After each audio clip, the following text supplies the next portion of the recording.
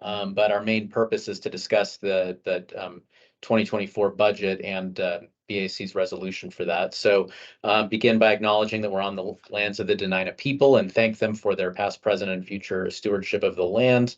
And also always a reminder about the Teams chat that's not part of the public record. So make sure to speak your comments for that record. Let's see, I think typically have OMB do our roll call. I'm here. I can do it. Okay. Do you want to go ahead with that, Aaron? Mr. Nolan Clouda. Present. Mr. Altsmani, I believe he's here in the conference room. He'll be in a minute. Mr. Brian Flynn. Here. Mr. Matthew Harvey. Present. Mr. Robert Helsler. Present. Miss Lindsay Hobson. Present. Mr. Mark Lukin. Miss Carla McConnell. I'm here. Mr. Jared Riedel. Present. Miss Rachel Reese. Present. And Miss Carmela Warfield. Present. You have the floor. All right, very good, very good. Thank you, thank you. So we can move on to the approval of the agenda. You know, the item is really, our main item for discussion is really just the discussion of the budget resolution. So if, oh, and I see Marilyn, your hand is up. Yeah, hi, sir. I'm here in the mayor's conference room with Mr. Tamangi. Okay, Here. very good, very good. Thank you, So, sir. For the record, Mr. Tamani is present. Then is there a motion to approve the agenda? I move to approve the agenda. This is Rachel Reese. All right, thank you, Rachel. Is there a second? I'll second. This is Carla. I'll second. Okay, Carla, thank you. Then with that, I think we can proceed to open discussion about the budget resolution. I think, does everybody have, Sharon, I think prepared some starter language that should have come to everyone by email. Do folks have the draft budget resolution for November 2023? Yes, I have it. And Okay. and everybody feel free to rewrite every word. It's okay, especially the last 3 bullet points. If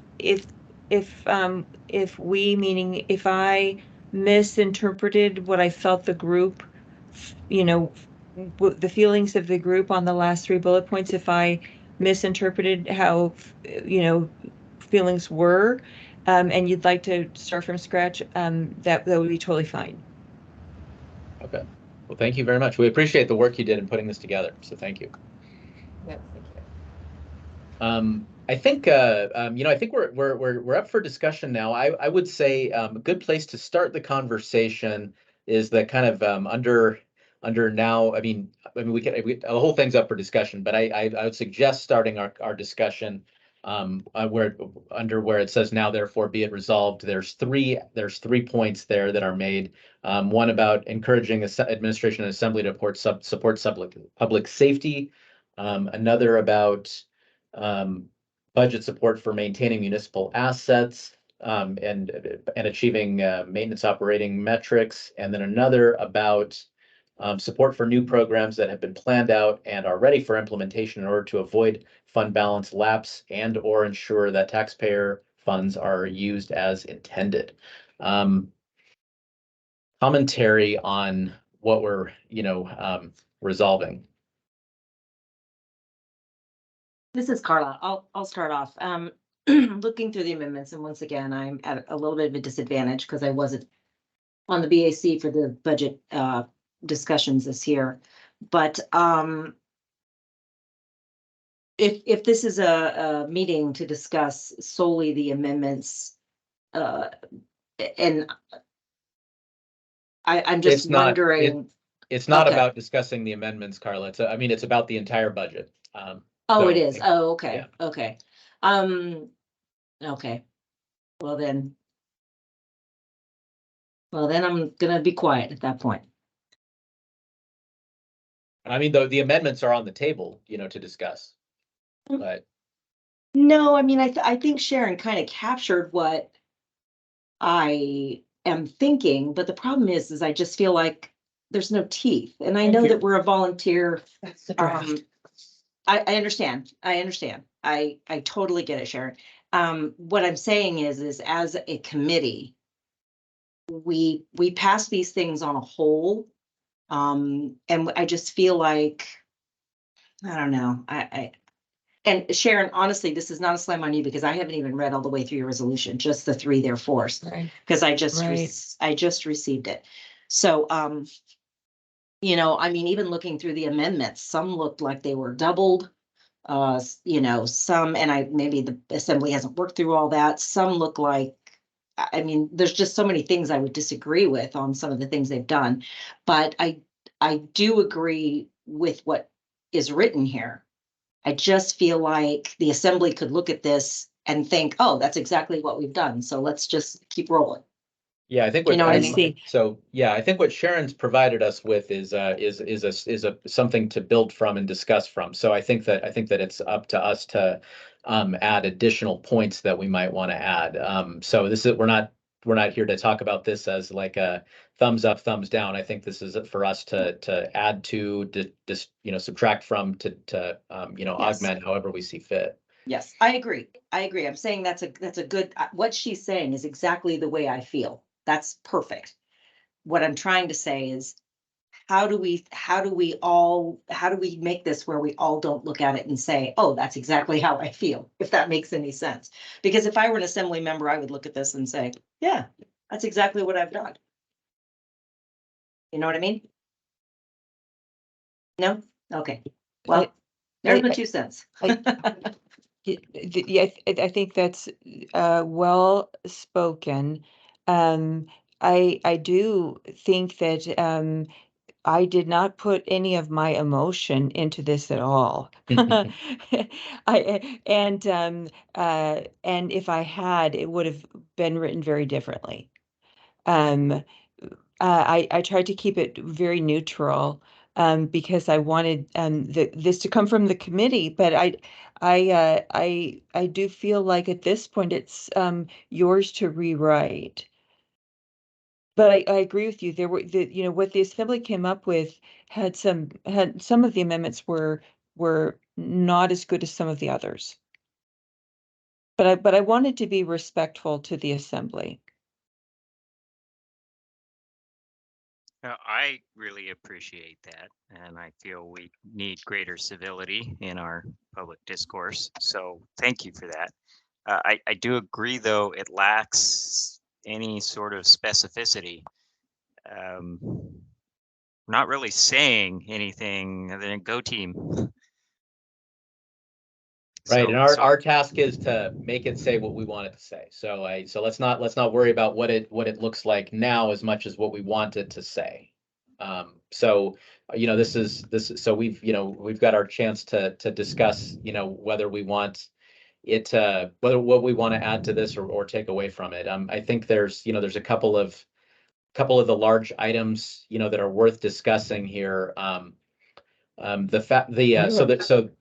The budget, so this budget for one, this is something to weigh in on whether regardless of how we feel on it one way or another, this budget is about 12 million below what the taxing capacity is for the municipality. So under the tax cap, so this budget comes in about 12 million under, which means we could approach that one of 2 ways. One is we could say we appreciate that fiscal restraint.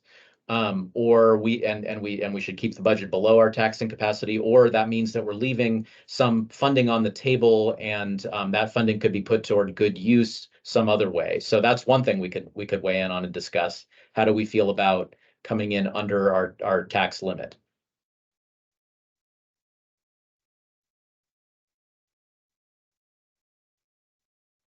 I think that's wonderful too, that there's been a little bit of more fiscal responsibility, but one thing I did want to add is, and Sharon did basically say it, but I do want to remind the assembly about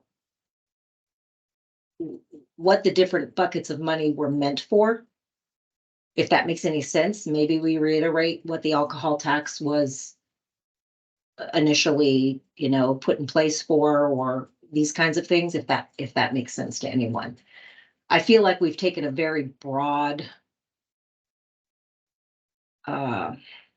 definition of maybe what we can use the alcohol tax for. Does anybody else feel like it's expanded further than what it was set up for? I I'd second agree, it that is comment. overly broad. Let's see, it might, for discussion purposes, it might work best if we try to use the hand feature, because it's tough without being able to see folks to have everyone sort of talking at the same time. But so, yeah, the comment about whether the alcohol tax funds have been used for other purposes than what they were intended for, I don't feel like I can speak to that in any great detail. There was some specific language in there about using it for law enforcement and services to I think services connected to substance abuse or people who've experienced substance abuse in some way. I don't know if others have commentary on this.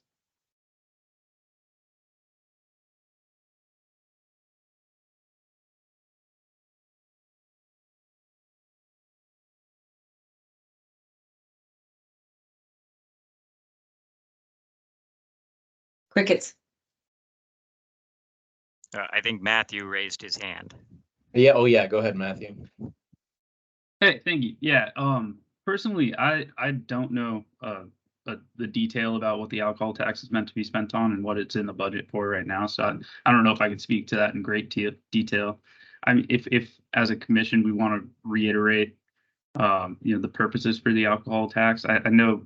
I think as Nolan had said, it's like substance misuse, abuse, like public safety generally, but I'm not sure about the specifics of that. But if that's something that people want to reiterate, just generally, not necessarily with the specifics of the budget, because I don't know if I'm versed enough right now on what it is in the budget currently to speak on that. But if we want to reiterate, just to raise the volume of I guess the level of talking about the alcohol tax and the purpose of it, I could probably support that.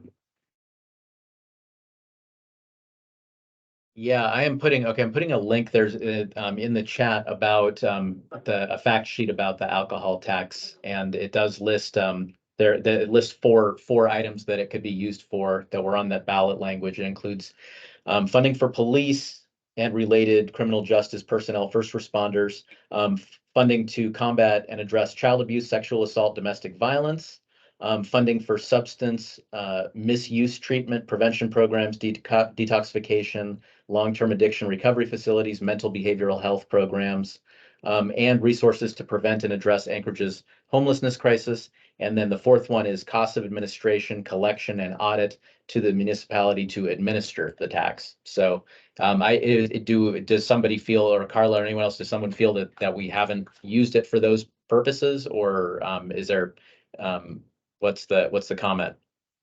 Yeah, Carla. So by the definition of what you just gave, I guess everything that they put in the amendments really broadly falls under that. I think what I'm very disappointed to see, and once again, I'm going to reiterate that I have not looked at the original budget, was how much was for post or houseless issues as opposed to treatment issues, if that makes any sense. I was a little disappointed by how much was put towards taking care of them after the problem has occurred and not much before the problem or while the treatment wise. If anybody can tell me on the budget what we're looking at for any type of treatment or any type of prevention, that would be fantastic. If anybody knows off the top of their head that the alcohol tax is being put towards. Yeah, I can't speak to that. I don't know if Sharon or anyone else has an answer for that.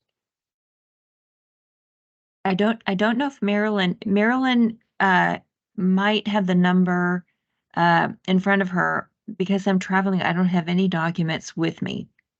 Otherwise, we can circle back to the committee with a number. Yeah, and Matthew just put a link in the chat, and it is actually there is, and this is a good point to mention, is that there is an appendix in the budget that is what he linked to that describes that the alcohol tax and its funding and uses. So if you want to take a look at that and comment on it, then that is at your disposal. Yeah, this is just Appendix R. This the lists out. I kind of hear it sounds like it's prevention versus treatment. But I would have to look at this Appendix R, which says what the alcohol tax is meant to be or is being spent on in the current. I believe this is the R or the. I'm not sure what version this is. I think this is probably the mayor's version still.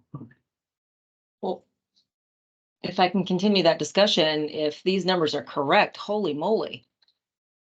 Mental health and substance misuse, $230,000. Administration, $600,000. Homelessness, 6 million. First response, okay. Just my personal opinion, folks, and not anything that is,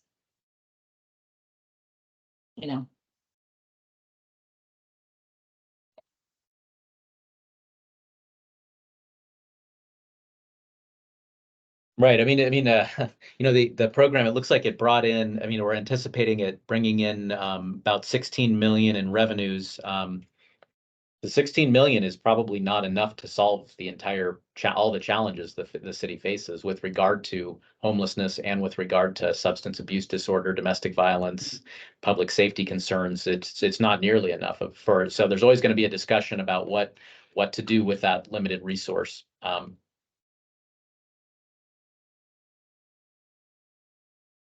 So one item related to this that we could talk about one assembly amendment is about moving the mobile intervention team funding, and so the mobile intervention team is the group that responds to mental health crises that don't so you don't have to have police officers come to when somebody's having some sort of a mental health crisis. You have a team of folks that are mental health behavioral specialists, that can address concerns, that keeps it out of law enforcement, which can escalate situations. They're kind of an emergency force. That was one of the things that's been funded with the alcohol tax, and that's been proposed to move that to off the alcohol tax funds and into the general budget. 2.4 million was one amendment. So is that something that they want to support?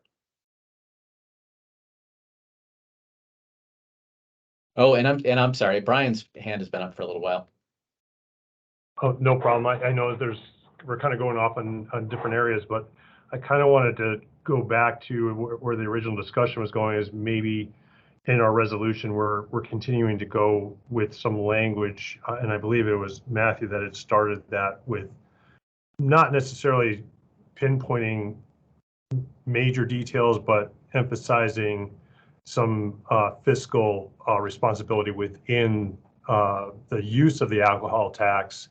I think that's where we had started, and then we started to kind of go into a deep dive into some of these line items. So I just was kind of trying to pull it back to where we might want to put that language in the resolution. Yeah, what language would you suggest then? Well, we had started with the discussion of putting in sort of a suggestion to the assembly to remain focused on the spirit of those taxes, and to of course use fiscal restraint whenever possible. So that's, I guess, where it could start. I don't have exact language yet, but that's kind of where I had started to kind of go down that road. Okay. Yeah. Good point. And it is a good point. We should probably keep it. There's a sweet spot between being so too vague versus being too much in the weeds, and I think we want to be at a fairly high level, but still say something substantive, right? Correct.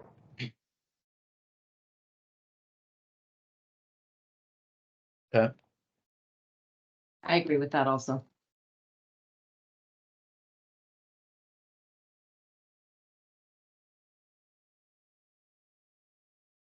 I had another question, I'm sorry, regarding the MIT versus the MCT.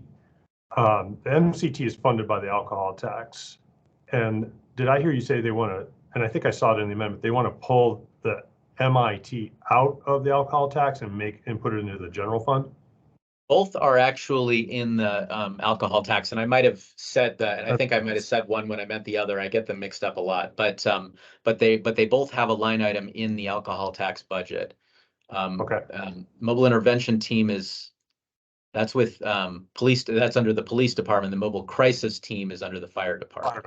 Right. And I guess I'm in the same boat. Like I don't necessarily recognize the difference between both of them, but I thought I heard you say something about them taking it out, and I'll try and get off the mic and let other people talk, and while I do that, I'll take a look and see where I might have seen it earlier.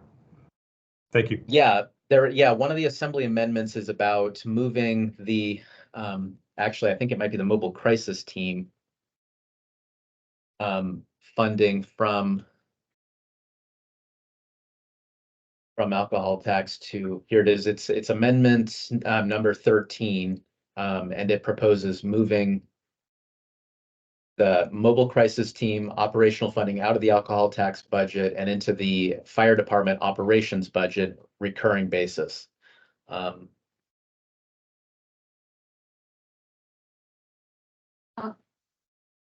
And Carla, I see your hand. Yeah, sneaking. This is a question for Sharon or Marilyn. If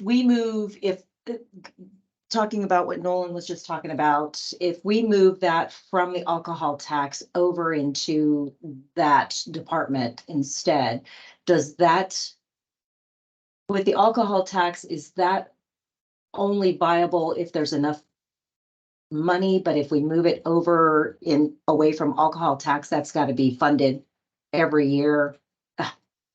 Trying to figure out how I'm trying to explain it. Right now, it's funded by the alcohol tax. If we take it out of that, then we're obligated to fund it every year, regardless of. It's subject to the tax cap. Yeah. Yeah. So, Thanks. so let me start, and then Marilyn can correct my mistakes. I think that what the Assembly is proposing it has two components to it. Number one, they're proposing an increase in the funding, not just a transfer, as well as a transfer. And the administration has concluded that the transfer has some legitimacy to it because the alcohol tax, as passed by the voters, has some specific language to it that says only new programs can be funded by this tax, not continuation of existing programs. And so when you fund an existing program, if there's so it gets kind of tricky, and I think we've come to conclude that the transfer into general government is, oh, and Marilyn's raising her hand, which means I've made a mistake. So maybe Marilyn should take over at this point. If I may, Yeah, Sharon. Yeah. If I understand the question correctly, so if I can back up 2 spaces, the link to the appendix in the general government budget is where I would go to see what type of treatment and programs are being proposed to be paid for in the alcohol tax. And then going forward, so that's a question that was asked previously, is what treatment is being paid for in the alcohol tax, and you can see that in that schedule. Then the amendments, the MIT, and moving the MIT and MCT, if those are the amendments from the Assembly to general government, yes, those are subject to the available taxing capacity and the typical budget schedule. And so that's what those proposals would do, is free up that much alcohol tax revenue, but then consume the general government property tax amount. And possibly the idea is to put them in general government, so the ongoing programs, but then again, anything in general government is subject to the budget process and policy process and balancing of the budget. If that answered the question. And then if I may, Sharon, what there was another amendment for about $2 million, if I recall correctly, to fund the community service patrol contract in the alcohol tax. And that was one that, because it is just an increase to the community patrol cost, not an increase to the service level, the base service level from 2020 when the alcohol tax was implemented, it cannot be used. The alcohol tax cannot be used for that increase in cost. Alcohol tax can only be used for increases in service levels of the 3 available uses plus admin. Okay, thank you. That's a good clarification. I see Rachel's hand next. Yeah, okay, thank you. There, I'm unmuted. So mine is a little bit off topic. It's on this topic, but not what we've been talking about so far. So we talk about that the responsibility to provide the assembly, the mayor, the Anchorage School Board, and superintendent of schools advice to budgets. And I don't really see us talk about the school in the resolutions. And we had our community council meeting last night, and I might be misstating this, but Pat Higgins was there and he was talking about $150 million shortfall within ASD. So I was wondering if and I have been started looking through this budget. I haven't found that. So Well, I can answer that. Part of that is it so the I mean, the ASD budget is reviewed separately, from the Muni budget. The Muni, of course, does collect the property taxes that go to ASD, but our scope on this resolution is just the municipal budget itself and not ASD's budget. Okay, so it's outside scope. That's what for this immediate purpose. Yeah, it's outside scope. But I mean, obviously, we do have responsibility of reviewing the school district budget as well. I guess my ask would be, since it's outside the scope, which was part one of my question, the second one would be can we have the same process on the school district budget as well? Because I do have points for that one. Let me see. I don't recall if we actually typically do a resolution for the school district budget or not. We do get we do review. We certainly can. We the main thing, our kind of advice on it typically is that we're advising the assembly and administration, and they tend to just, and I think the assembly just approves the overall dollar amount that goes to the school district, not specific amendments to it.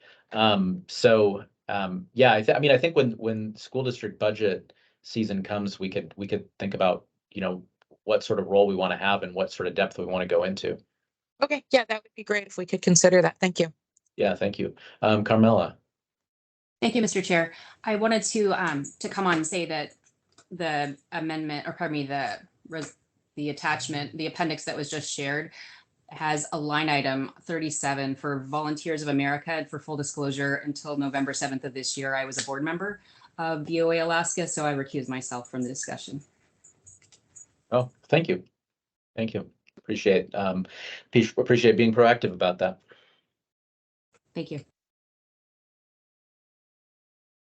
So let's see. So other items to discuss. In our last meeting, we had a lot of discussion also about the vacancy scrub that's 2.6 million. That's a reduction in the budget from last year, 2.6 million, and that's because of the expected level of vacancy across all departments. Is there anything that folks wanted to say about that? Because that is one of the bigger budget changes. Oh yeah, Rachel.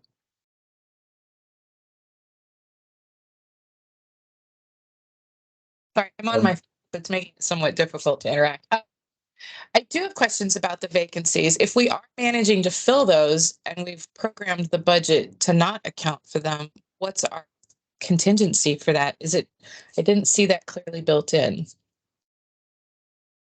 Yeah, I think Sharon probably has the best answer for that. So, so we talked about the $2.6 million item that the Assembly had proposed reversing, and it's an additive beyond the vacancy factor that's already incorporated into the budget. One of the things we mentioned was that two of the larger departments, police and fire, were not allocated any figures, even though the police department should have been allocated a large figure.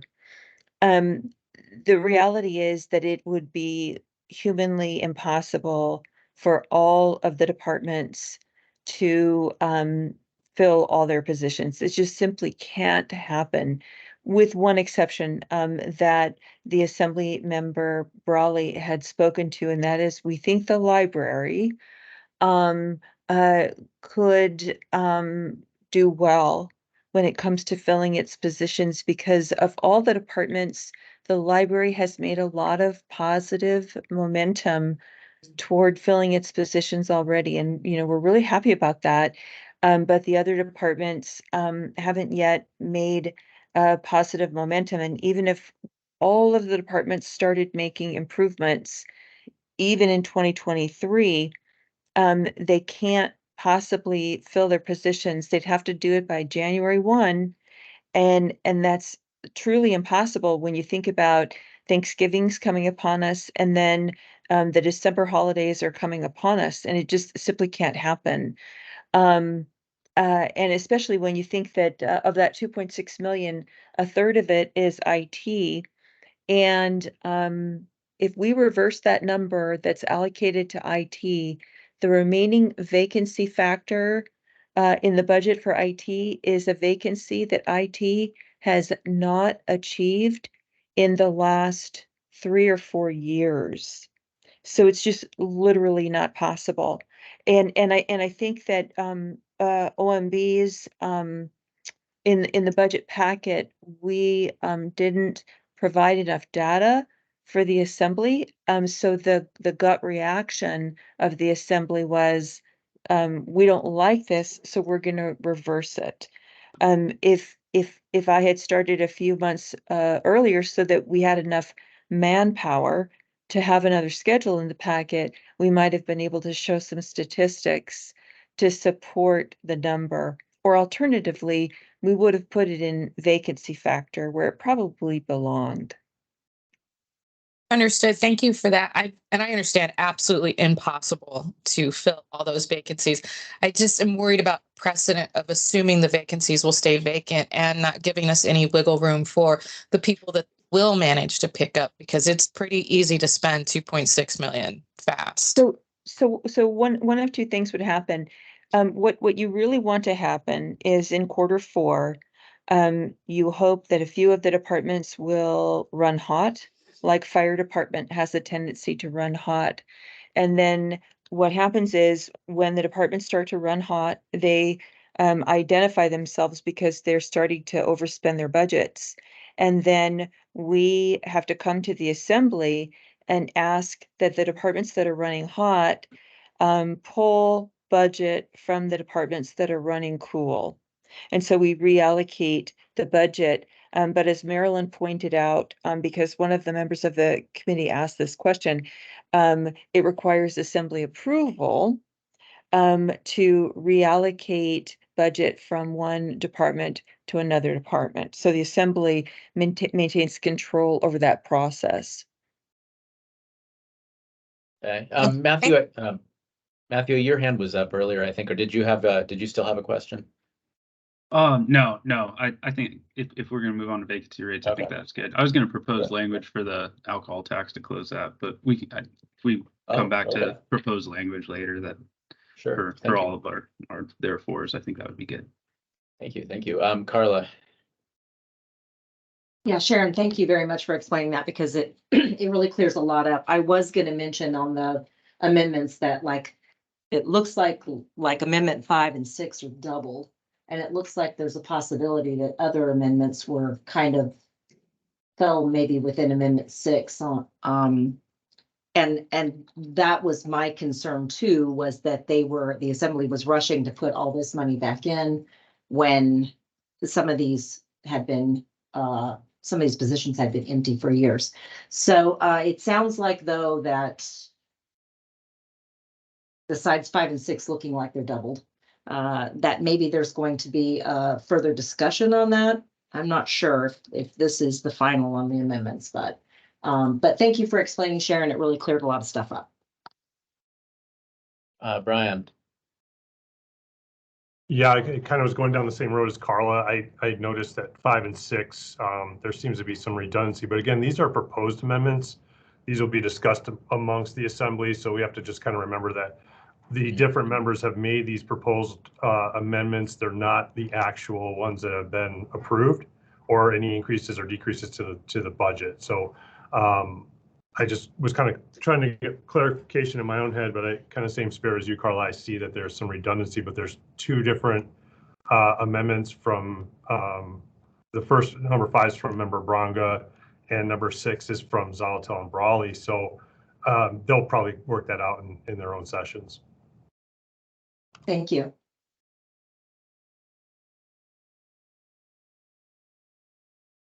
So I do have one question then with the vacancy scrub of 2.6 million. It's like, why if we're gonna like reap some savings from those positions being vacant, like why we're still keeping, like why not eliminate the positions, right? Like if the muni's like, if the muni runs without them, why are we framing it as a vacancy scrub and not like position elimination? I mean, and I'm not advocating for eliminating the positions. I'm just saying, like, if those are the choices, why is it this way and not that way?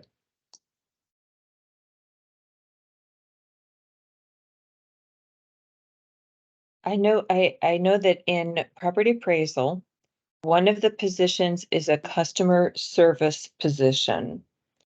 And actually, that's, I apologize, that's an additive in addition to the 2.6 million, because that's a separate assembly amendment. So different issue. Marilyn, perhaps you can answer the question as to why wouldn't some of these positions simply be eliminated? I will take a stab, excuse me. So Okay. I do believe that, the mayor is looking for, so there is an understanding that these positions are basically vacant at this time and that there will take time to fill them if we do need to. There is hope that the departments will find efficiencies, but if they don't, these have been presented as one time to go back in 25. And I believe the plan is to evaluate through this time whether or not efficiencies can be made. But there is an expectation that department work on efficiencies, but some departments may not be able to achieve those, and they do need these positions to be filled. Some of these positions are directors, and so some of the positions just will not be eliminated. We do expect them to be filled, if not next year, then in 25. If that helped.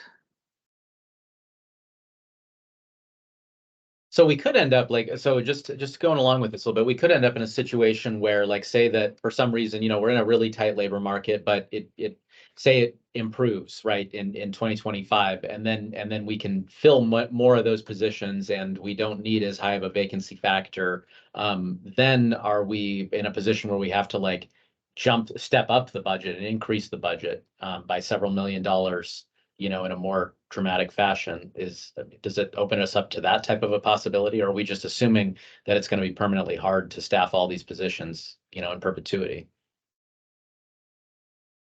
If you'd allow me to answer the question, one of the risks that we face is, imagine a scenario where a perfect storm scenario where all of the positions are filled. But even worse, all of the positions are filled, including the positions that are proposed by the Assembly's amendments. And then we enter into a new year. One of the things that we didn't discuss at our last meeting was that several of the proposed positions by the Assembly are funded with only a 6-month budget. So they're loading them into the 2024 budget with 6 months of funding. And if they get filled, then in 2025, what have you done? Now suddenly you've exposed yourself to a 12-month commitment plus presumably a 3% raise. And so that's where your real risk is, because you have only funded a 6-month commitment for a position that presumably you will fill, but you haven't made a full commitment to yourself because next year you will presumably have boots in the ground, but next year you're going to have double the obligation. And there's at least 2, possibly 3 amendments like that where the Assembly wants to hire someone in 2024, but they only have a 6-month budget commitment. And that's very dangerous. It's a very dangerous practice.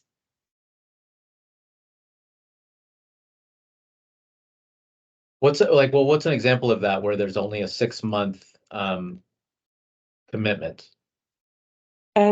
Marilyn, do you have the list in front of you? There's at least 3 of them, and I think most of the new positions proposed by Assemblymember Brawley had new positions, but they only budgeted 6 months of funding for them. Looking, Okay. sorry. Because I see there's like Amendment 15 is adding a long-range planning personnel. It's 1 FTE, so doesn't look like 6 months to me. Another one calls for an FTE for long-range planning, and that looks like it's a 1 FTE. There are at least 2 or 3 of them. Yeah,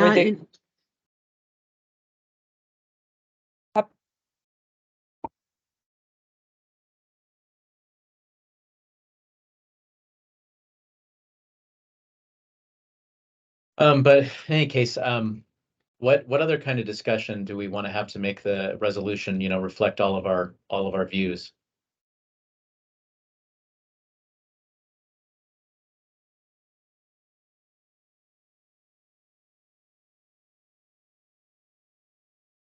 This is Matthew.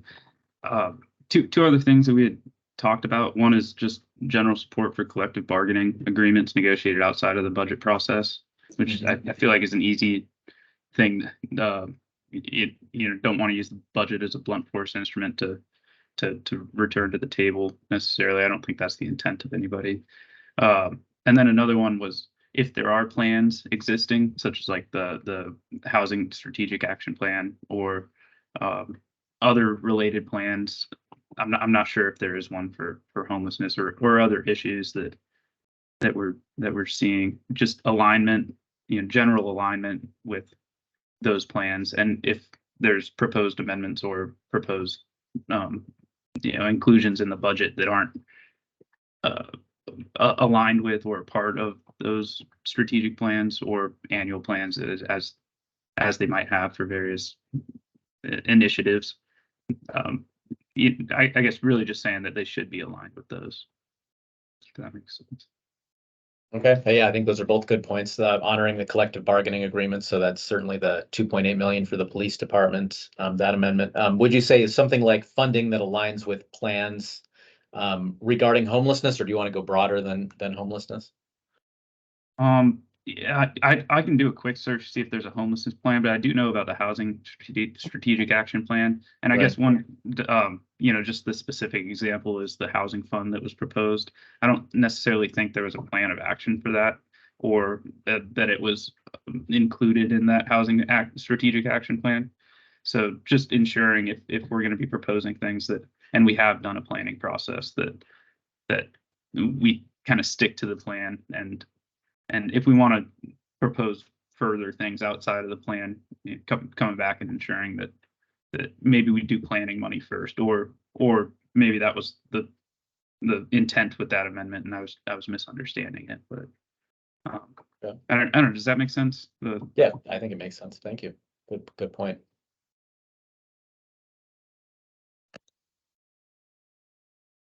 Okay. What else?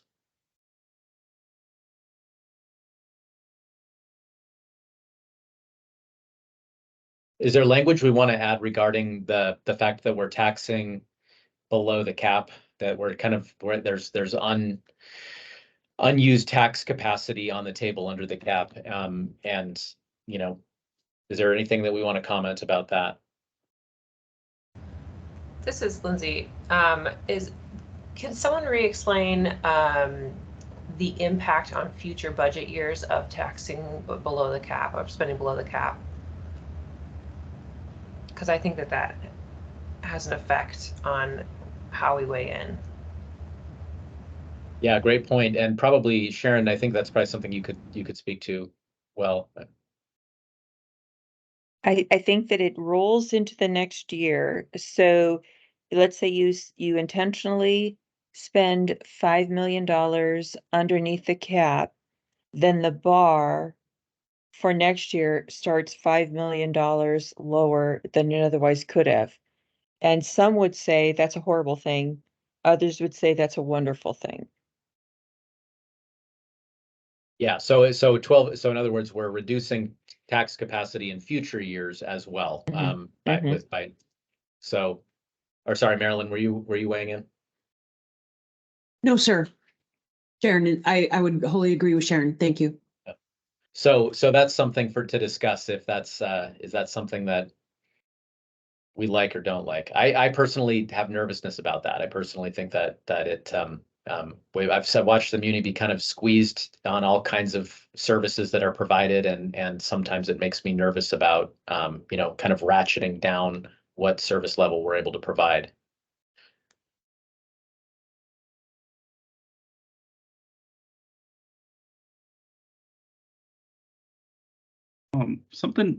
This is Matthew. Something I'm not totally clear on is I know that the Assembly intends to put out a bond package again this year. Is that different spending that isn't that they wouldn't be able to apply funding under the tax capacity too? Is that different kind of spending, or would they be able to reduce the bond package size in order to get closer to tax capacity spending, or how would? I'm not sure if I'm phrasing it correctly. I think I know what you're talking about.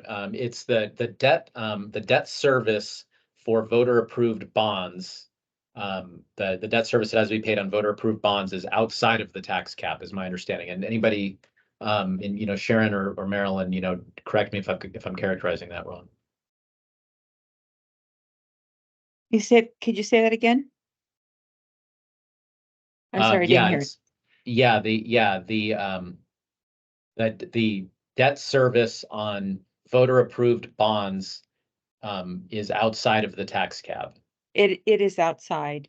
And Yeah. then additionally, if the voters approve a bond, let's say for a new school, whatever operations are required to support the new school are also outside the tax cap. Good point. Carla, your hand is up. Yeah, I just wanted to weigh in on being under the tax cap. I think ultimately most people want to know that their government is being fiscally responsible. I think it's irresponsible to go right up to the tax cap, because I think if we do, people will spend it, possibly. You got to start somewhere. I really applaud both the Muni and the Assembly for being a little more fiscally responsible. So, and that's the language I would put in there is even if they add the stuff that they want to add, just giving them kudos for trying, to be responsible with our tax dollars. Okay, thank you, Carla. Jared, I see your hand. Yeah, I just want to second Carla's comment there. Okay.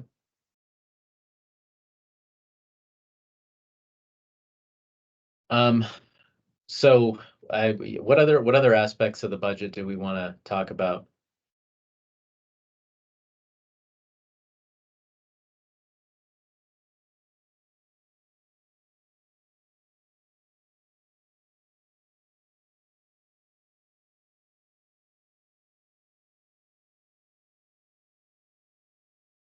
One thing that's kind of topical, kind of timely, is that I saw reported in the media that M&O's, M&O who handles snow removal in Anchorage, that they are staffed at something like 70 some positions, and several years ago they had 90 some positions. So they actually have less staffing than they used to for things like snow removal, separate from vacancies, just like the level of staff that they're budgeted for is significantly lower than in the past. I don't know anything about the operations of how that would have improved snow removal this last storm. But if that might be an example of where some municipal services are operating at reduced capacity than they have in past years. Is that something worth commenting on? And I see your hand up, Sharon.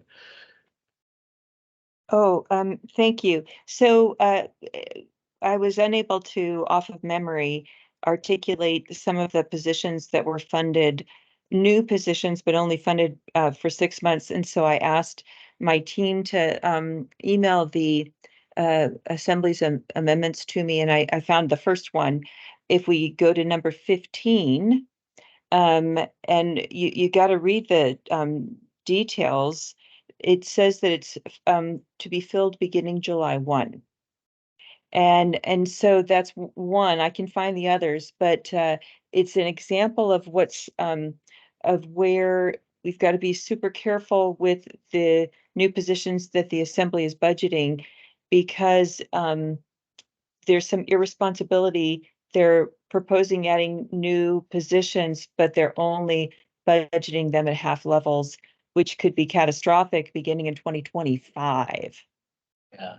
Thank Yeah. you. Good point, Sharon. I am going to Yeah. suggest not using irresponsible in describing our Assembly members. Well, It's not a joke. It's I mean, it's risky. It's risky. That's yeah. Okay. Thank you. Rachel. So back to your comment about the staffing being lowered to 70, is that by choice or is that being forced by budget? I don't know the story there. That was something that was reported in the media. I'm not sure. I mean, to echo what Carla said earlier, I'm 100% for flexibility in the budget. Things happen, they need to run the city. I mean, we had record snowfall this year. You have to spend it where you have to spend it, but I don't think we should spend money just because it's there to spend, and we should be clear on that.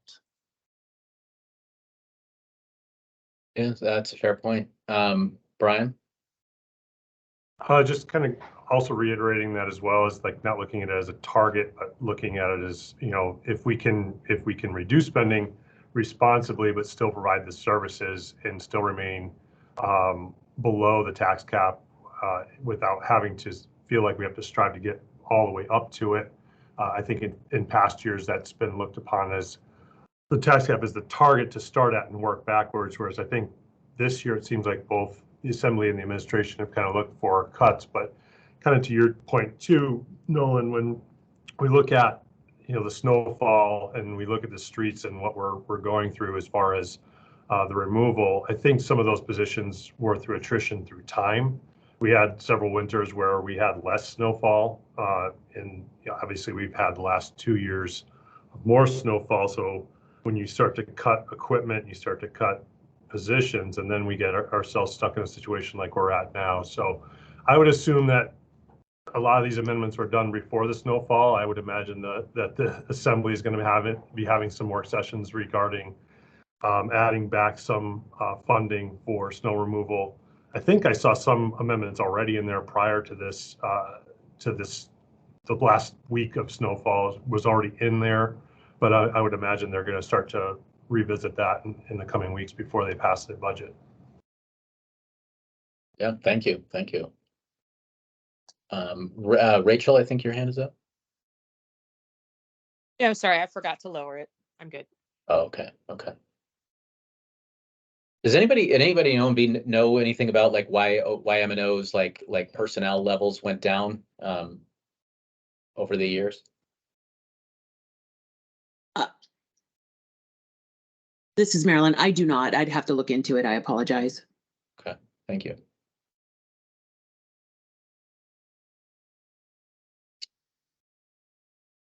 Let's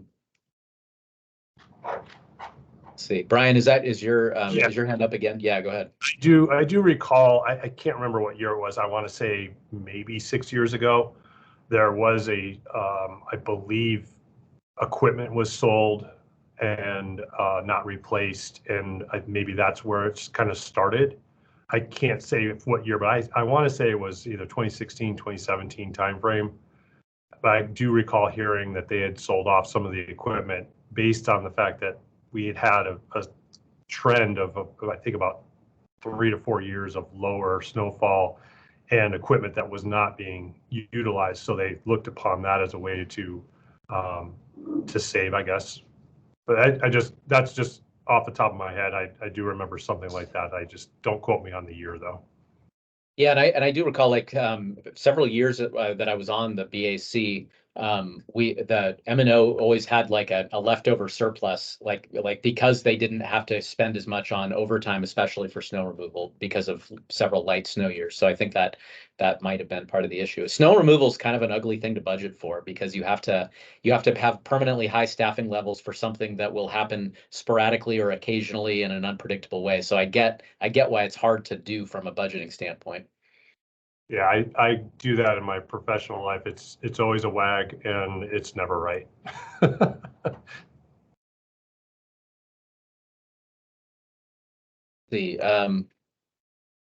Well, I think our it seems like our discussion is kind of petering out. Do we I mean, are there more points that folks want to make as far as inclusion into our resolution?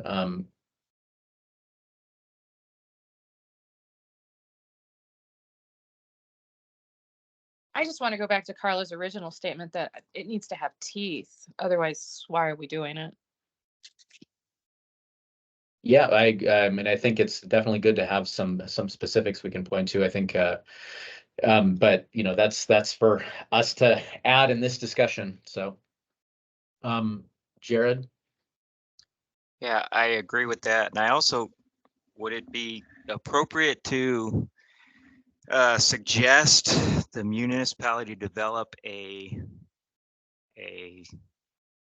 long-term strategy?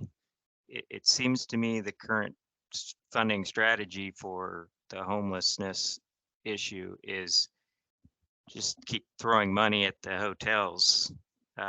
Can we develop a long-term strategy for addressing the solution and fund that instead? So there has been a tremendous amount of planning that has gone into homelessness, and it's been, you know, stuff that's been kind of become very politically charged and has often put the assembly and the administration in opposing camps. So I don't know that there's been an absence of planning. I think there might have been a lack of consensus about implementing of plans. However, Matthew. Yeah, I just I don't know. I was wondering how we thought best to approach, I guess, writing the therefore language, because I've got notes on like what could be therefore language, but I wasn't sure if we wanted to just ask OMB to kind of work with the notes that we have, or maybe we come back to certain points and refine, kind of bring the discussion a little tighter around certain points. What would the preference be?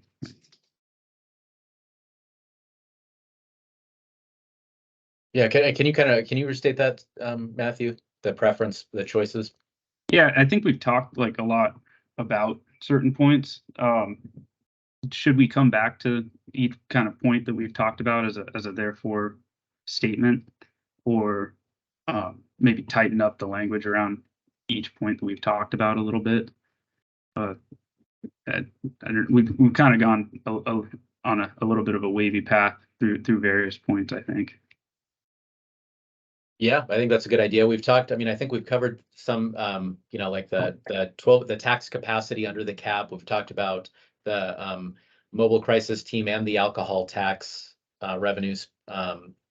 Specifically, we've talked about staffing and like M&O and snow removal. What am I missing?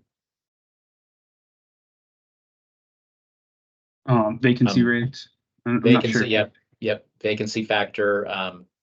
funding aligning with plans.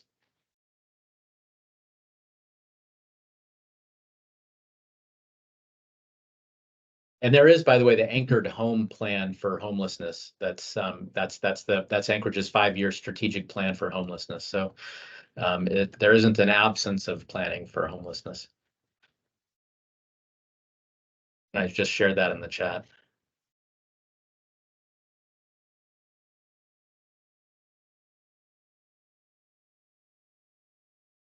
So about those points mentioned, then, like, if we kind of recap through those, what you know, when it comes to the vacancy factor, are folks comfortable with the budget as is, the $2.6 million vacancy scrub, or is there something we want to change with that?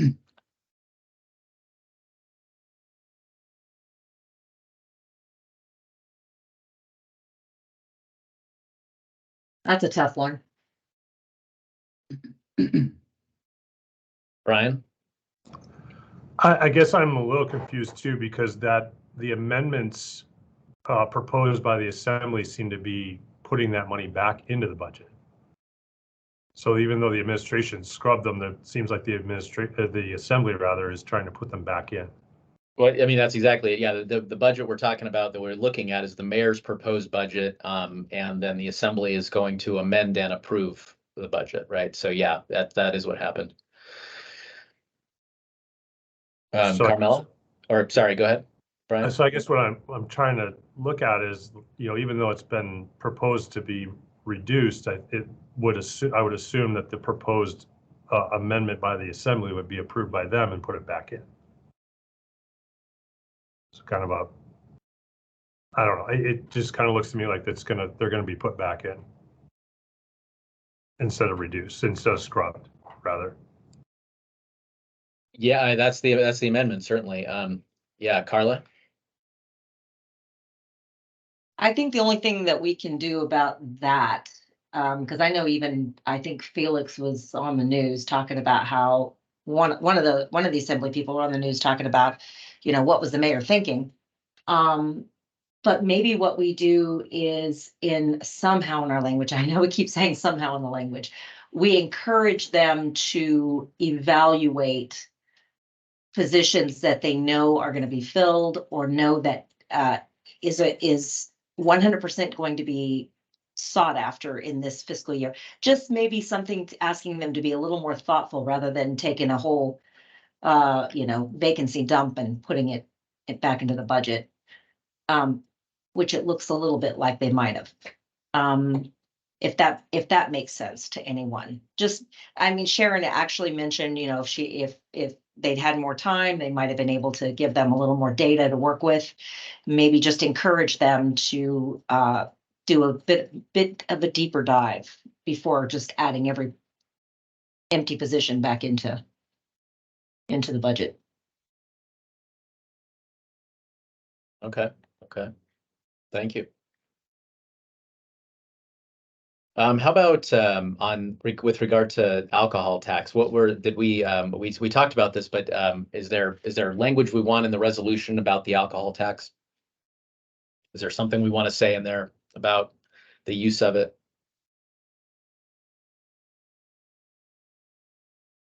Yep, Carla. Once again, my suggestion would be that they stay true to the intent of the alcohol tax and its uses, and that they consider more preventative care rather than I don't know how to explain it. I want to say a Band-Aid after the fact, but if someone can come up with a good word for aftercare, but I would really like to see them think more about some preventative care. Because otherwise, we're always going to be putting a Band-Aid on it. Yep. That's why I think that's well stated. Thank you, Carla. Brian? I second. I would kind of, you know, I agree with what Carla's saying. Maybe we, you know, the language is more in the spirit of the tax itself, and keep the spending of that tax. What's the wording for it? Broader, you know, to the points that it can be spent on it. You know, instead of just pigeonholing it into one area, make it more of a broad-based use for things like she's talking about with the substance abuse and treatment to help prevent what we see happening in the streets today. We can help, maybe reduce the spending that we're doing right now that's not really helping to prevent the issue. It's just perpetuating it. All right. Yeah, it's a good point, Brian. I do like putting some emphasis on prevention. I will say one thing though is that politically, the alcohol tax, that I think that the public wanted to see something done about homelessness today, and there are immediate needs that do come with regard to needing shelter, or some of the visible impacts of homelessness in the community. I think that the public does want to see some of that funding go towards addressing concerns that we have now. So that is something to balance, but I do agree about there's a much higher payoff to preventative care in general, but there's a balancing act there. And then Matthew, I saw your hand next. Yeah, I could just throw some language in the chat, maybe read it aloud and talk about changes to it. Is that something that we could do, or so from not really?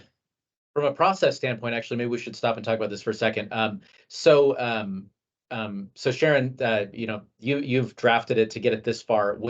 As far as process going forward, do you or someone at OMB want to capture some of our comments and put it into a new draft, or do you want some of us on the BAC to do that, or how would you suggest doing it? It might be best if the collective group gave us something that you all agreed on. Because there's a risk if we tried to do it that you might not like how we interpreted the collective consensus. Okay, then if you want to put some language in the chat, then that could be used that we could talk about. I think that would be fair, Matthew. Okay, I just didn't want to. I don't want to do it. I'm not supposed to. Sure. Carla. Oh, did I have my hand up? I'm sorry. Oh, is that an old one? Okay. Yeah. Okay. Then circling back to some of our other points, spending under the tax cap capacity that we're 12 million under the tax cap. Is that something? Do we want to comment on it? Do we want to say we appreciate the fiscal constraint by the administration and assembly, or be silent on it? Yes.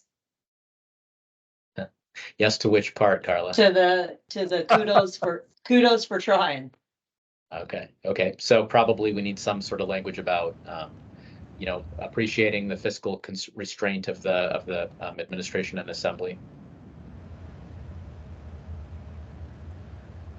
I think that we should kind of balance it as well, though, recognizing that we do want to have services funded and for government to be operational. I mean, I think that there is a balance there, and I think that Carla makes a good point of not maybe leaving some room there, but we don't want to undercut the city's ability to serve the citizens that live here.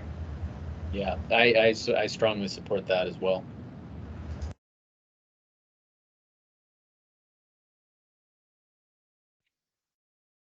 And then another point, I think Matthew made some really good suggestions. I think about especially with regard to homelessness, but probably in other spaces as well.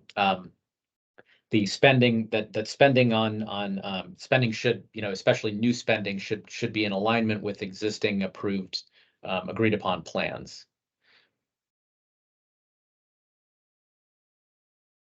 And so maybe we should say something to the effect of how we support spending on community issues like homelessness that are in alignment with approved plans.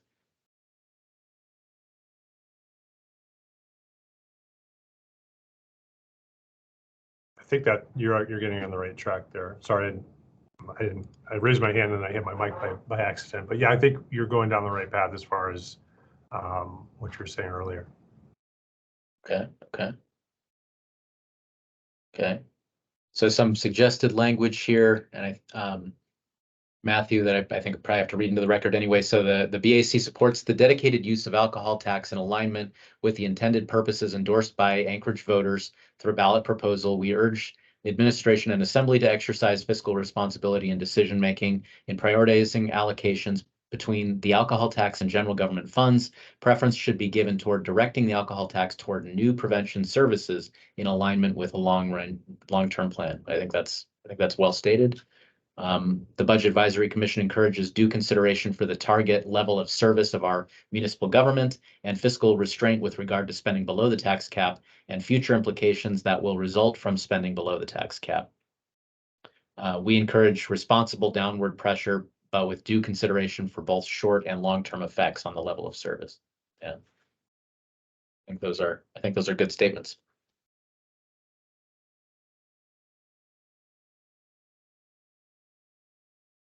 Carla?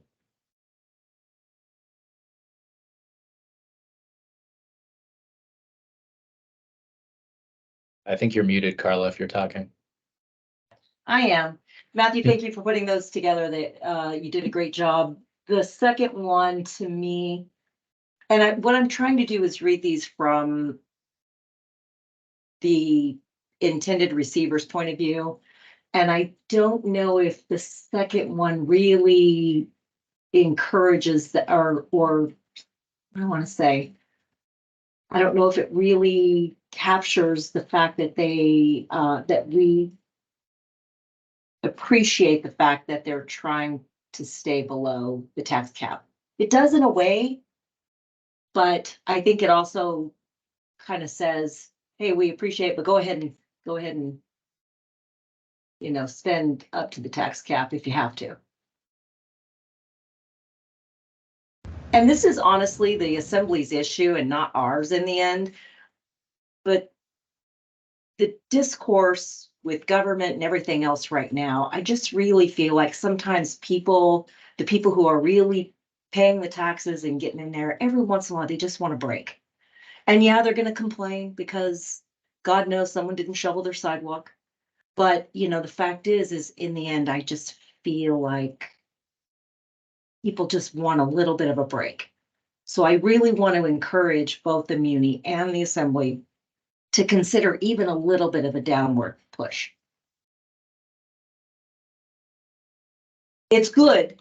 It's good. Like I said, I just worry from the reader side that they're going to say, oh, okay, well, yeah, go ahead and spend up to the tax cap.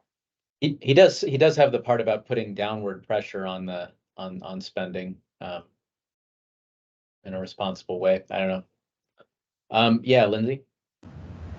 Yeah, I was just going to say I like the statement because I think it strikes a good balance and encapsulates the conversation we're having here. I think maybe to Carla's point, he could, if we just add a sentence above, like, that we applaud conservative spending or fiscal responsibility or something like that. I mean, we can just add a line, but like leave the rest the same, because I do think these are important considerations. Thank you, Lindsay.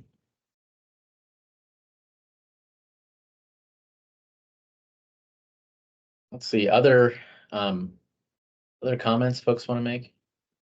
Also, I believe what we can do, one other thing is that I believe the way we can do this is I think we can do a vote by email actually to approve the revised version. So I think we could probably, is it for OMB folks, is it possible that we can do that like immediately right away or as soon as practical following this meeting, so it can be done in time for the Assembly's meeting on Tuesday? I think so. Okay, thank you, and we appreciate that.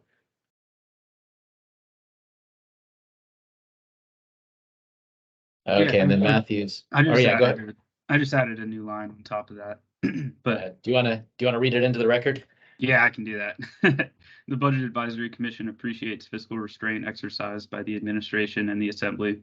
The BAC encourages due consideration for the target level of service of our municipal government and fiscal restraint with regard to spending below the tax cap and future implications that result from spending below the tax cap. We encourage responsible downward pressure, but with due consideration for both short and long-term effects on the level of service. I think I like that.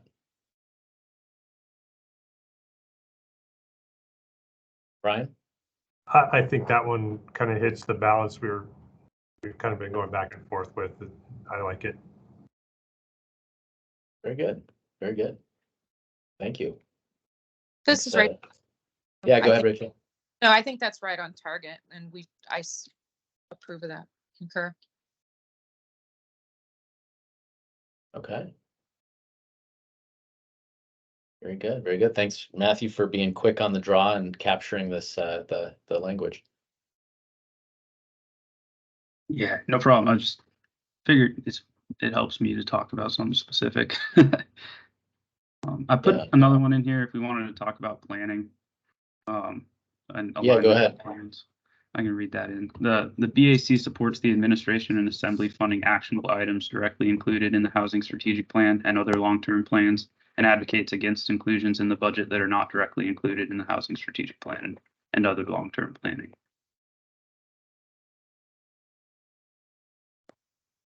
Yeah, I think that's a good statement.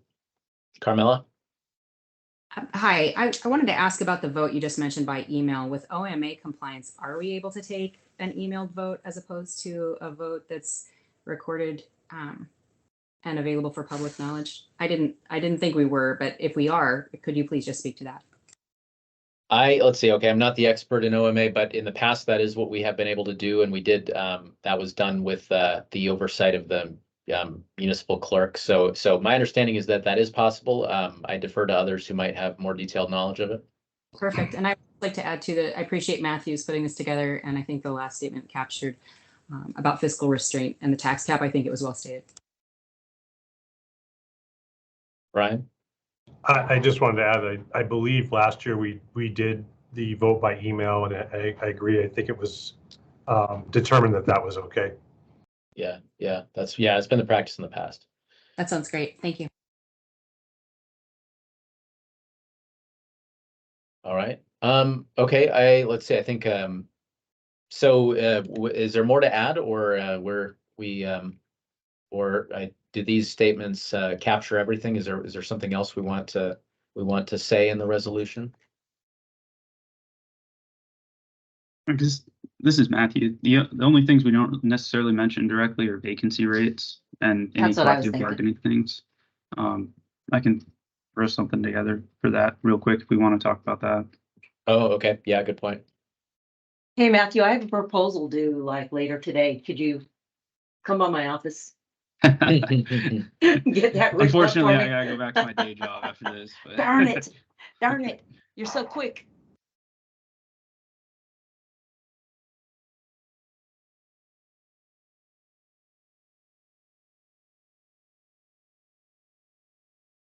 Right.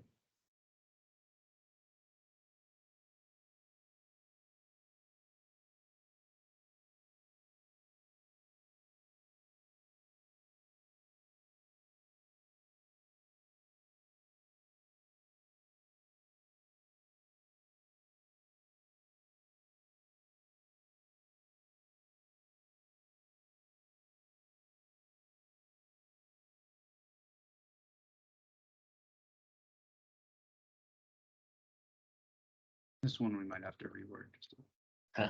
No worries, no worries.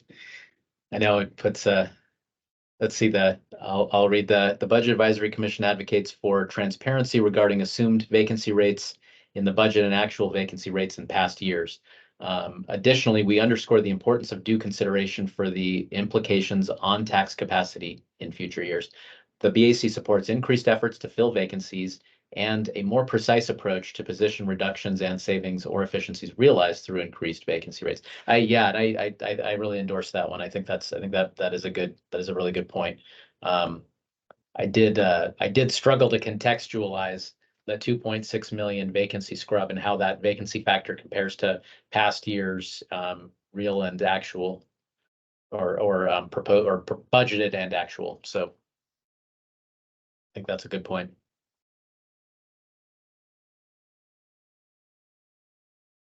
I don't know. I guess one thing too, this is Matthew, just a consideration when putting these together was, I'm not really trying to take any hard policy stances, but it's more so just like considerations, budget process considerations, and good practice considerations.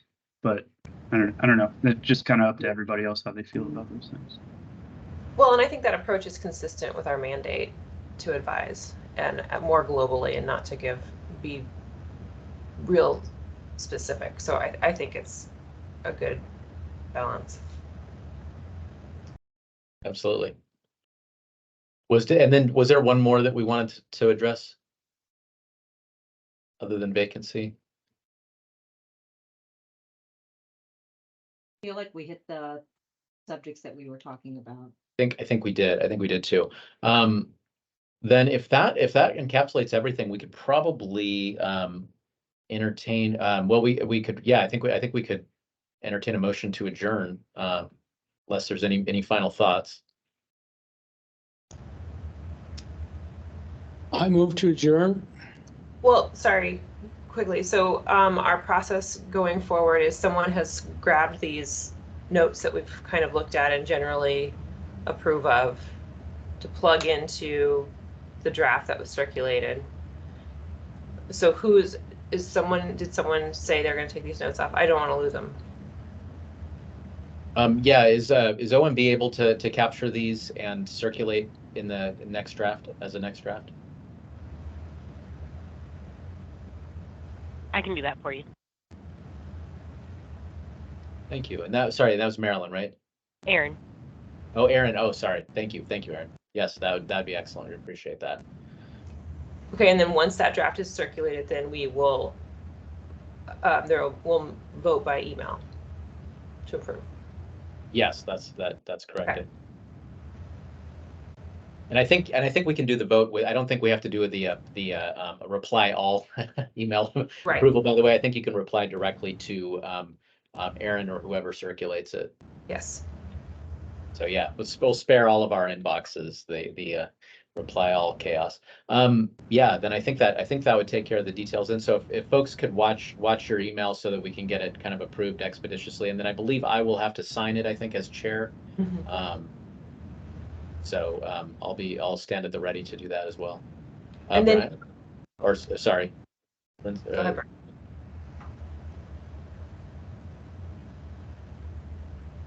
Did you call on me, Millen? I'm sorry. I saw your hand up. Yeah, go ahead, Brian.